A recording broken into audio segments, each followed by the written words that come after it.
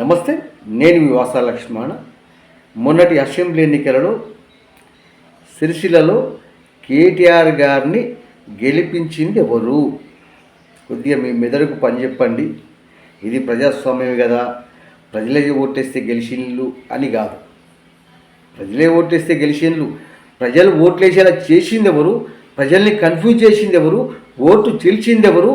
కేటీఆర్ గెలుపు కారణం ఎవరు? ఇది ఆలోచించండి.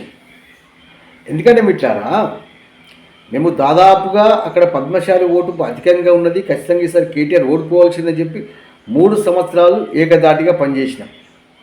కేటీఆర్ గారికి సర్వేలు వెళ్ళిపోయినాయి, ఎన్నికలకు ముందు సర్వేలు వెళ్ళిపోయినాయి. ఇక సిరిసిల్లలో కేటీఆర్ గెలిచే అవకాశం లేదని చెప్పి సర్వేలు నక్కిగా ఎప్పేసినాయి. కూకట్పల్లి నుంచి పోటీ చేస్తా అనుకున్నాడు, అక్కడ ఆయనకి ఏం కనిపించలేదు. మళ్ళీ సిరిసిల్లకే అనుకున్న తర్వాత ఏం చేసింది కేటీఆర్? ఎవరు కేటీఆర్కు సపోర్ట్ చేసింది? కొద్దిగా మీ మెదడుకు పని చెప్పండి అబ్బా. దీని విషయంపై కొద్దిగా మాట్లాడుకుందాం.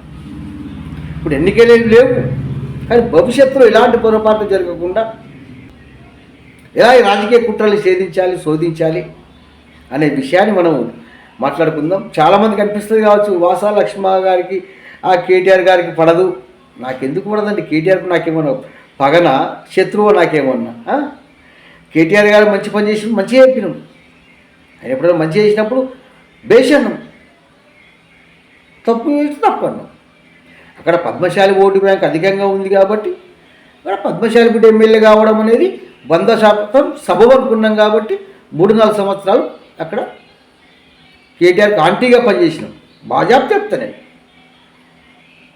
అట్లా చెప్పాను. మంచి చేసిన మంచిగా చెప్పిన, చెడు చెప్పినాం. ఇది కాదబ్బా, దీని విషయమే మాట్లాడుకుందాం. కొద్దిగా మీ మెదడుకు పని చెప్పండి. కేటీఆర్ గారిని గెలిపించింది ఎవరు? ఓటు చీల్చింది ఎవరు? ప్రజల్ని డైలామాలో ఓడేసి ఓటు చీల్చి కేటీఆర్ గారి గెలుపుకు కారణం ఎవరు? మీ అమూల్యమైన అభిప్రాయం తెలియజేయండి. దీని విషయం మీద స్పష్టంగా మాట్లాడుకుందాం. ఫాలో అవుతుండండి. ప్రతి ఒక్కరు కూడా మన ఛానల్ సబ్స్క్రైబ్ చేయండి మిత్రారా. వాసా లక్ష్మణ ఏదో సంచలనమైన విషయాలు చెప్పడము, ఏదో వైరల్ చేయడం అట్లా అన్నాడు. వాసా లక్ష్మణ చెప్పే ప్రతి మాట వాస్తవమే ఉంటుంది మిత్రారా. అందరూ కూడా ఫాలో అవుతుండండి. కొద్దిగా మీ అభిప్రాయం తెలియజేయండి మిత్రారా. నమస్తే.